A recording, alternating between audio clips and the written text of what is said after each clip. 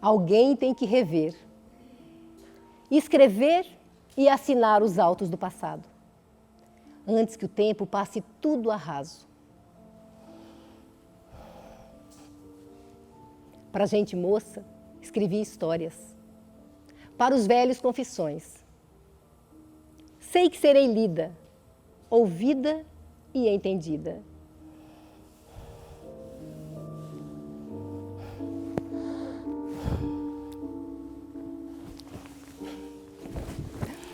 Eu era a menina do banco das mais atrasadas. Eu era um casulo feio, informe, inexpressivo. E ela me refez, me desencantou. Minha escola primária, escola antiga de antiga mestra, repartida em 2 períodos para a mesma meninada, das 8 às 11, da 1 às 4. Nem recreio, nem prova, nem notas, nem férias. Sem cânticos, sem merenda. Digo mal, sempre havia distribuído alguns bolos de palmatória. A granel? Não, porque a mestra era boa. Era velha, cansada, aposentada. Já havia ensinado uma geração antes da minha. A gente chegava, benção mestra! E sentava naqueles bancos compridos, escorridos, sem encosto. Lia alto lições de rotina. 2 vezes 2, 4. 3 vezes 2, 6. 5 vezes 8, 5 vezes 8? 5 vezes 8, 40! 5 vezes 8, 40! E o velho abecedário. A, B, C, D, E, B mais O, Bo. L mais O, Lo. Bolo. Bolo! Bolo! Bolo! Bolo! Aprendi a soletrar. Depois vinham. Primeiro. Opa! Segundo. Terceiro. Quarto.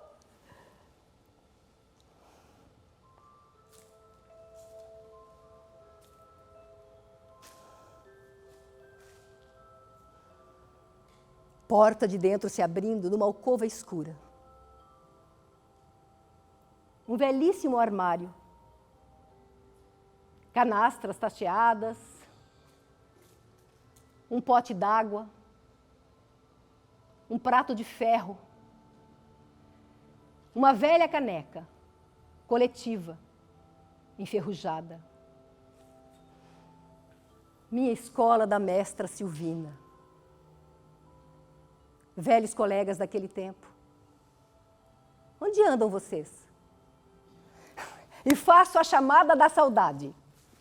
Juca, Rufo, Antônio, Vitor, Hugo das tropas e boiadas, Antônio Riso, Leão Caiado, Benjamin Vieira, Natanael, Marica, Albertina, Breno.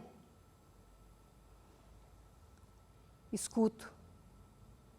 E sua voz vai se apagando com um dolente ciciar de prece.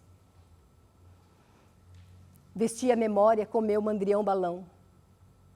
Centrei nas mãos meu vintém de cobre. Ofertas de uma infância pobre, ingênua, inconsciente, revivida nessas horas. Minha escola primária, meu ponto de partida. Dei voltas ao mundo, criei meus mundos. Minha escola primária. Minha memória reverencia a velha mestra. E a mestra? Está no céu.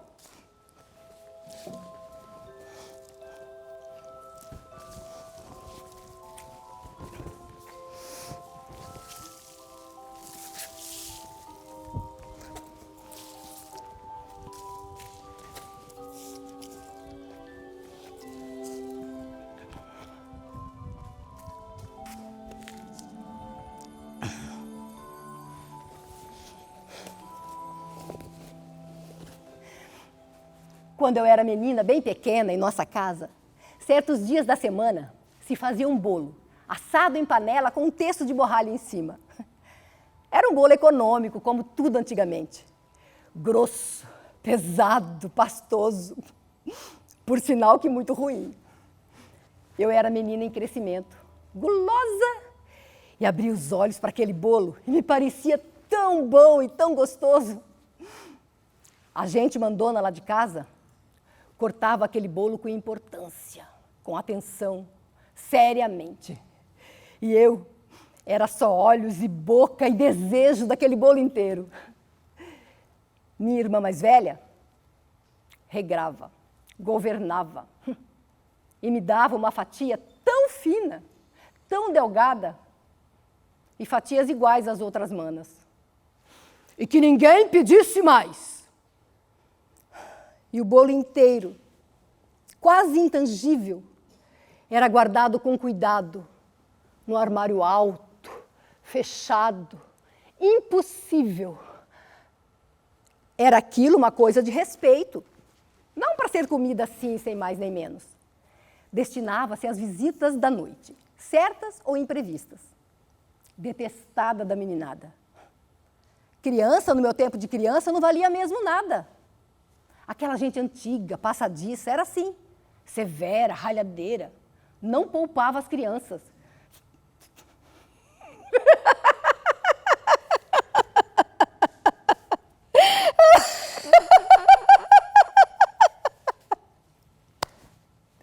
Mas as visitas, valha-me Deus, as visitas, como eram queridas, estimadas, recebidas, conceituadas. Era uma gente muito chata, solene, impertigada, até nos nomes. Tinha a dona Ninha com seu quinquim. Dona Milécia sempre às voltas com assuntos de bolo e receitas de licores e pudim. Tinha a Dona Benedita e sua filha Lili. Dona Benedita era alta, magrinha. Lili era baixota, gordinha. Ah, e tinha a Dona Joaquina. Dona Joaquina era uma velha grossa, rombuda, aparatosa, cega de um olho, esquisita, demorona, gostava de flores e de vestido novo.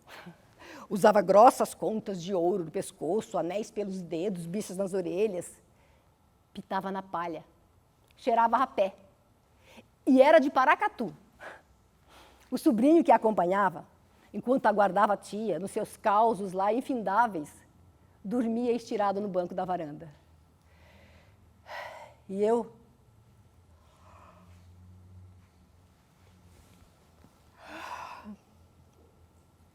fazia força para ficar acordada até a descida certa daquele bolo encerrado no armário alto.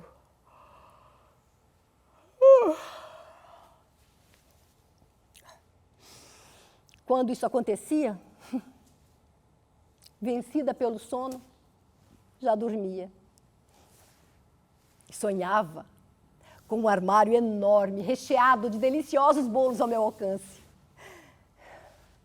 De manhãzinha, quando acordava, estremunhada, com a boca amarga. Ai de mim!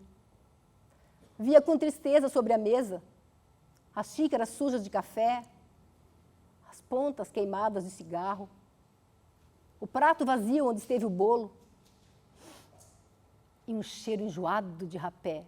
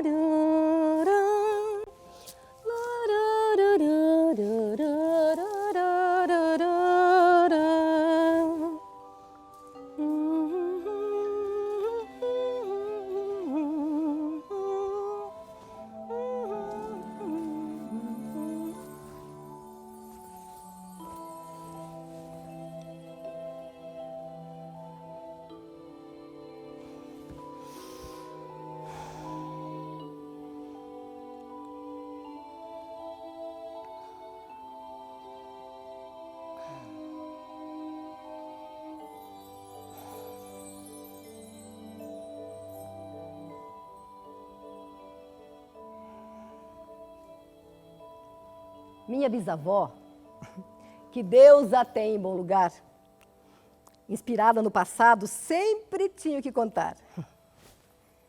Velhas tradições, casos de assombração, histórias antigas, usanças de outros tempos, cenas de escravidão, cronologia superada, onde havia banguês, mucamas e cadeirinhas, rodas e teares, ouro em profusão posto a secar em couro de boi, criolinho vigiando de vara na mão para a galinha não ciscar, romanceiros, histórias avoengas. Por sinal que uma delas embalou minha infância. Era a história de um aparelho de jantar que tinha sido encomendado de Goiás através de uma rede de correspondentes. Encomenda levada numa carta, no estilo nobre e amistoso comercial.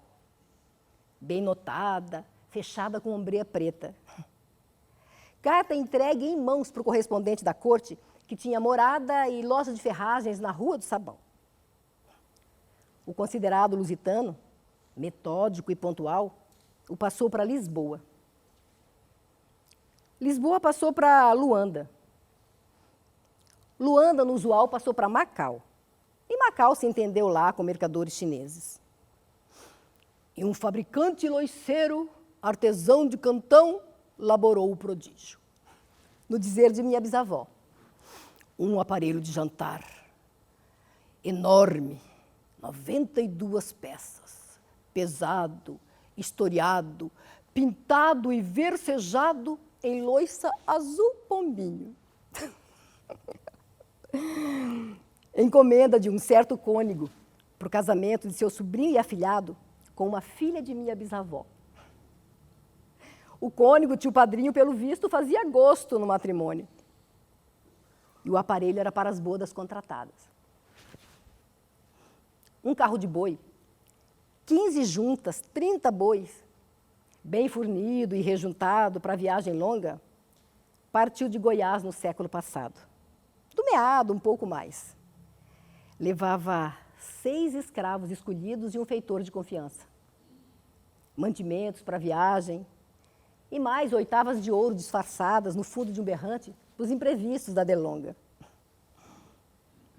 E o velho carro, por ano e meio quase, rodou, sulcou, cantou e levantou poeira por caminhos e atalhos, cidades, campos, vilas. Atravessou rios em balsas, vadeou lameiros tremendais, varou Goiás, fim de mundo. Atravessou o sertão de Minas, o Planalto de São Paulo, foi receber o aparelho mais sedas e chales da Índia em Caçapava, ponta dos trilhos de Dom Pedro II, ali por volta de 1860 e alguma coisa. Levou essa viagem, entre ir e voltar, 16 meses e 22 dias. E as bodas em suspenso. Enquanto se esperava, escravas de dentro fiavam na roda e urdiam no tear. Mucamas compenetradas, mestreadas por rica dona, sentada nos estrados de costura, desfiavam, bordavam, crivavam, repolegavam o bragal de minha avó. Sinhazinha de 14 anos, fermosura, faceira, prendada, muito certa da doutrina, entendida do domínio de uma casa e analfabeta. Diziam os antigos educadores: mulher saber ler e escrever não é virtude.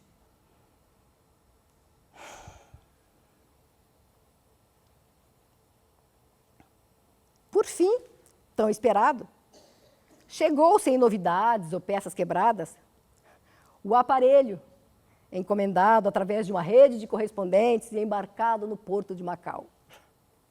E as bodas se fizeram com aparato, fartas comezainas, vinho do Espinho, Portugal, por parte do correspondente, louças da China, faqueiros de prata, copos e compoteiras de cristal. Na sobremesa, minha bisavó exultava. Um mimo aos convidados graduados, governador da província, cônegos, padres, monsenhores, capitão-mor, brigadeiros, comendadores, juízes e provedores. Muita pompa e toda parentela. Por amor e grandeza desse fasto, casamento de sinhazinha Honória com o senhor moço Joaquim Luiz, 2 velhos escravos, já pintando, receberam chorando suas cartas de alforria. E mais, ficou assentado em palavra de rei testemunhado que o criolinho que viesse ao mundo como primogênito do casal seria forro sem tardança na pia batismal e se criaria em regalia nato fosse em hora e dia. Um rebento do casal veio ao mundo no fim de 9 meses. E na senzala do quintal nascia de uma escrava um criolinho, conforme o prometido, libertado e alforriado na pia batismal. Na pia batismal era, naquele tempo, forma legal e usual de se libertar um escravo. Toda essa história aí de aparelho encomendado de Goiás, através de uma rede de correspondentes, libertação de escravos, bodas do meu avô, bragal de minha avó, rodas e teares, marafundas e repolegos, coisas do passado. E, dizia minha bisavó, tudo se deu como contado.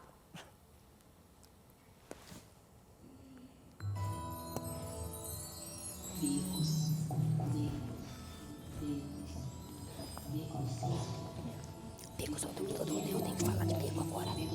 Agora é assunto que eu tenho que ficar conversando. Que não importa. Se ninguém mexeu nesse negócio aqui, vai ter que dar certo isso. Porque se ninguém mexeu nisso, porque não pode ter mexido nisso. Porque isso tem que dar certo. Porque eu falo mesmo. Porque eu tenho que conversar mesmo. Porque vai lá. Importa. Vou falar pro meu avô. Porque minha terra aqui falando pra frente. Com essa paisagem triste. Ausente e suja. O teu ar sombrio. Tua velha umidade andrajosa. Negro, esverdeado. A resta de sol que ao meio-dia desce. Fugidia. E semeia pó pendurado no teu lixo pobre. Negros da minha terra. Uma paisagem triste. Ausente e suja. Porque é assim que tem que ser. Porque eu tenho que falar de mim. Porque se ele falou que eu tenho que falar, porque eu tenho que falar. Eu vou mesmo. Eu venho. Eu venho. Importa. Vou falar disso. Nada. Porque eu sou esse negócio. É isso.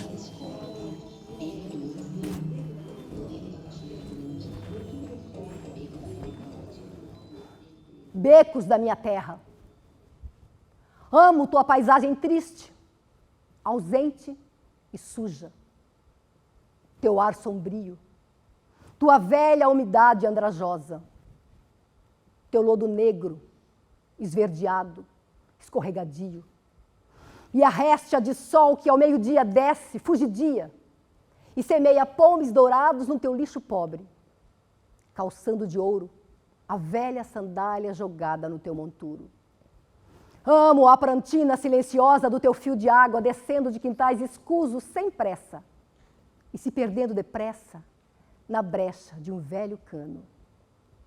Amo a avenca delicada que renasce na frincha dos teus muros empenados. E a plantinha desvalida de caule mole que se defende, viceja e floresce no agasalho de tua sombra úmida e calada. Amo aqueles burrinhos de lenha que passam pelos becos antigos, burrinhos do morro, secos, lanzudos, mal zelados, pisados, arrochados no peso de sua carga. Sabidos, procurando sombra no range-range das cangalhas. E aquele menino, lenheiro ele, salvo seja, sem infância, sem idade, pequeno para ser homem, forte para ser criança, ser indefeso, indefinido, que só se vê na minha cidade. Amo e canto com ternura todo o errado da minha terra, becos da minha terra, discriminados e humildes, lembrando passadas eras.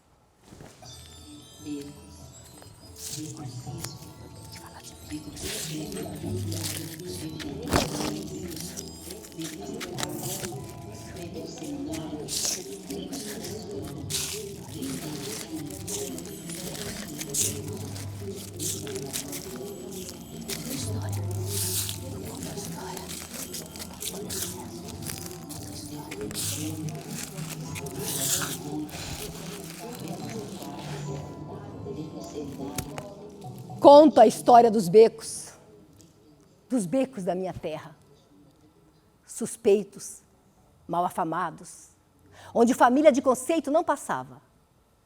Lugar de gentinha, diziam virando a cara, de gente de pote d'água, de gente de pé no chão, beco de mulheres perdidas, mulheres da vida, renegadas, confinadas na sombra triste do beco, quarto de porta e janela, prostituta anemiada, ética, solitária, engalicada, tossindo e escarrando sangue na umidade suja do beco.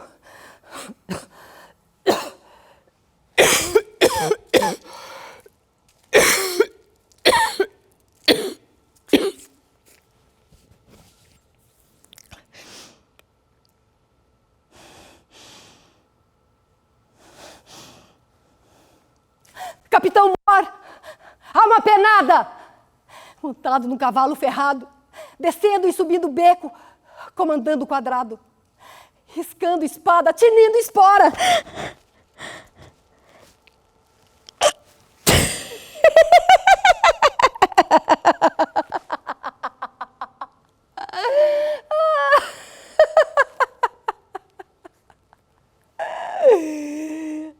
Mulher da vida, mulher damba, perdida. Começava em boas casas, depois baixava para o beco. Queriam alegria, faziam bailaricos, baile sifilítico. Eram eles assim chamados. O delegado, chefe de polícia, brabeza, dava em cima, mandava sem dó na peia. No dia seguinte, coitada, cabeça raspada na valha, capinando o largo do chafariz, em frente à cadeia. Becos da minha terra. O drama da mulher da vida, antiga, malsinada, desprezada, meretriz venérea, mesentérica, exangue, cabeça raspada na valha, castigada à palmatória, capinando largo, chorando, golfando sangue.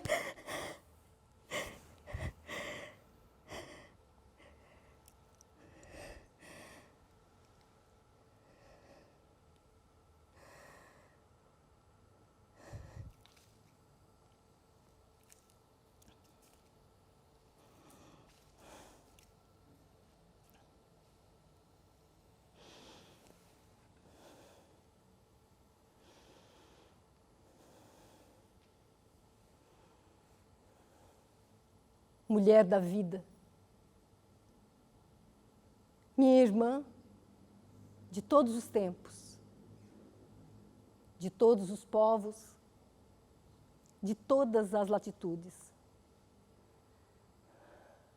Ela vem do fundo imemorial das idades e carrega o peso dos mais torpes sinônimos. Mulher da zona, mulher da rua, mulher da vida, mulher à toa, mulher perdida. ameaçadas e desprotegidas, ignoradas da lei, da justiça e do direito. Necessária fisiologicamente, sobrevivente, indestrutível, perseguida e infamada sempre por aqueles que um dia as lançaram na vida. Marcadas, contaminadas, escochada, flor sombria, sementeira espinhal, nascida no viveiro da miséria, da pobreza e do abandono. Enraizada em todo o quadrante da terra. Um dia, numa cidade longínqua, essa mulher corria, perseguida pelos homens que a tinham maculado. Aflita com o tropel dos seus perseguidores e com o zumbido das pedras, ela se encontra com a justiça.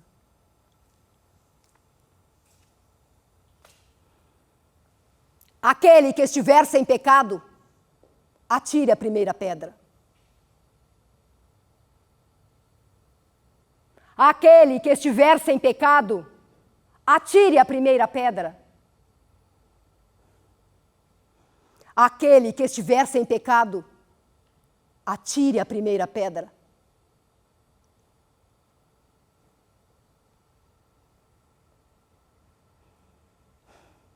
As pedras foram ao chão e os seus perseguidores deram as costas. Ninguém a condenou, mulher. Eu também não te condeno.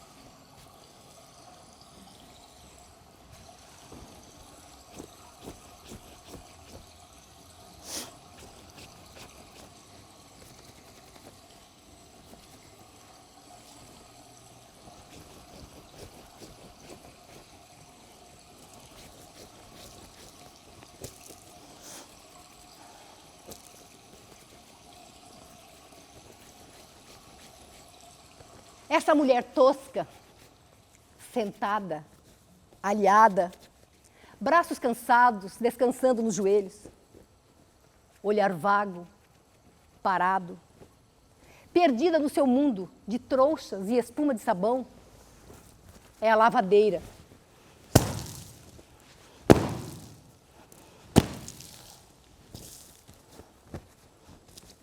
Mãos rudes, roupas molhadas, dedos curtos, unhas enrugadas, córneas. Unheiros doloridos passaram, marcaram. No anular, um círculo metálico barato, memorial. À sua volta, uma espumarada branca de sabão.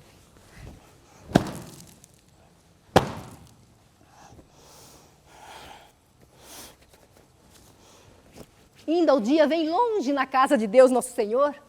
O primeiro varal de roupa festeja o sol que vem subindo, vestindo o caradouro de cores multicores. Essa mulher tem 40 anos de lavadeira, 12 filhos, crescidos e crescendo. Viúva, naturalmente, tranquila, exata, corajosa, temente dos castigos do céu, enrodilhada no seu mundo pobre, madrugadeira, salva a aurora, espera pelo sol, abre os portais do dia entre trouxas e barrelas, sonha calada. Enquanto os filhos crescem, trabalham suas mãos pesadas.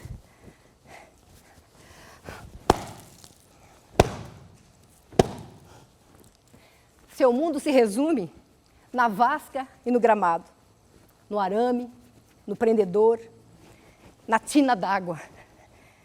À noite, o ferro de engomar. Vai lavando, vai levando, levantando 12 filhos, crescendo devagar, enrodilhada no seu mundo pobre, em meio a uma espumarada branca de sabão.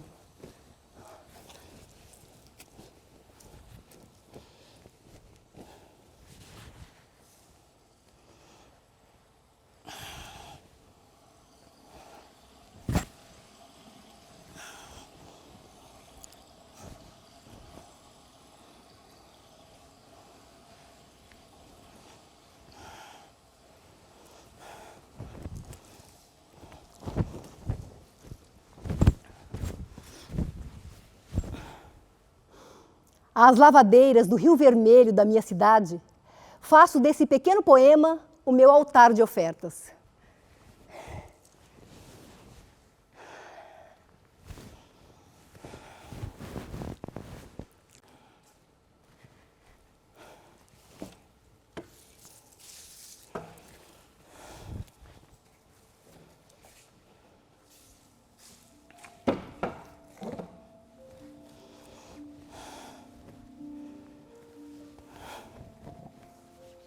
Melhor do que a criatura, fez o Criador a criação. A criatura é limitada. O tempo, o espaço, normas e costumes, erros e acertos. A criação é ilimitada. Excede o tempo e o meio, projeta-se no cosmos. Tenho consciência de ser autêntica. E procuro superar todos os dias minha própria personalidade, despedaçando dentro de mim tudo que é velho e morto. Pois lutar é a palavra vibrante, que levanta os fracos e determina os fortes.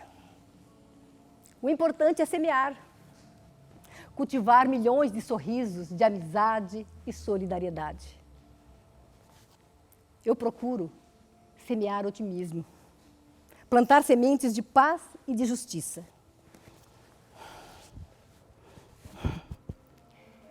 Digo o que penso com esperança. Penso no que faço com fé.